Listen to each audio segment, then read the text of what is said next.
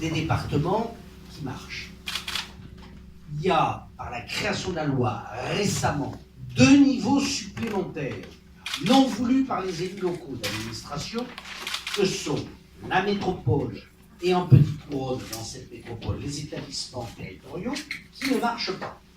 Donc nous trouvons absurde que ce soit les départements qui soient désossés pour qu'on essaye de faire marcher ce qui ne marchera pas mieux pour autant, et c'est sans doute trop long à démontrer.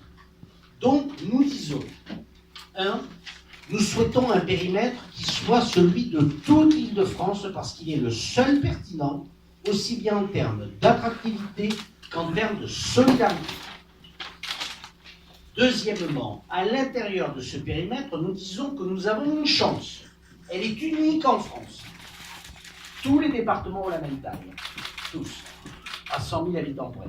Les mêmes budgets. Enfin, à 100 000. Paris a 500 000 habitants de plus. Et ça n'a rien de dramatique puisqu'on est tous à plus d'1,5 million, autour d'1,5 million, voire 2 millions. Donc ça veut dire que nous avons et les capacités humaines, ce qu'on appelle l'ingénierie en bon français, et les capacités financières pour porter des politiques tout en étant suffisamment proches des territoires. Nous allions les départements, la proximité et la puissance.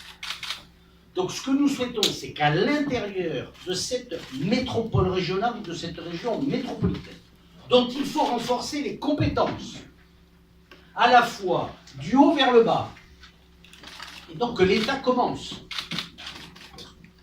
Pourquoi la RATP est une compétence d'État? La Régie autonome des transports parisiens, c'est pas la RATF.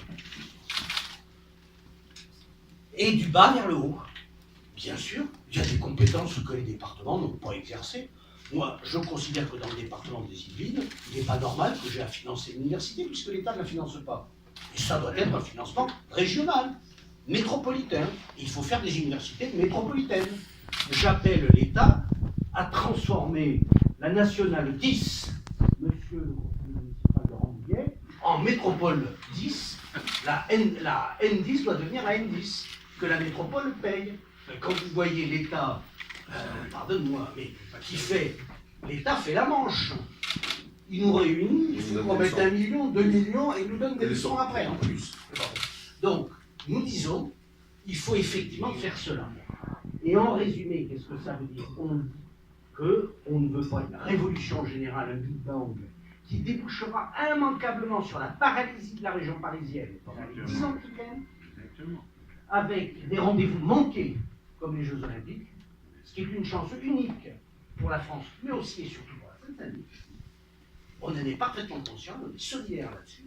Donc nous disons, il est absolument impératif, non pas de faire une révolution, de faire un Big Bang, mais une évolution à laquelle on est prêt. Et dans cette évolution-là, on demande un peu de liberté. Ce qui est bon pour la Seine-Saint-Denis, ce n'est pas forcément ce que veulent les Yvelines.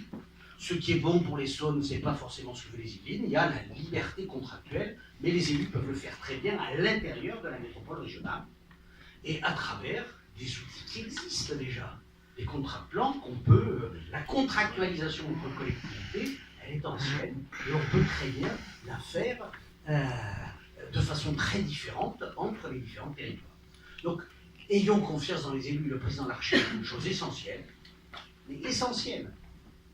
Les territoires ne sont pas le problème, ils sont au contraire la clé du problème.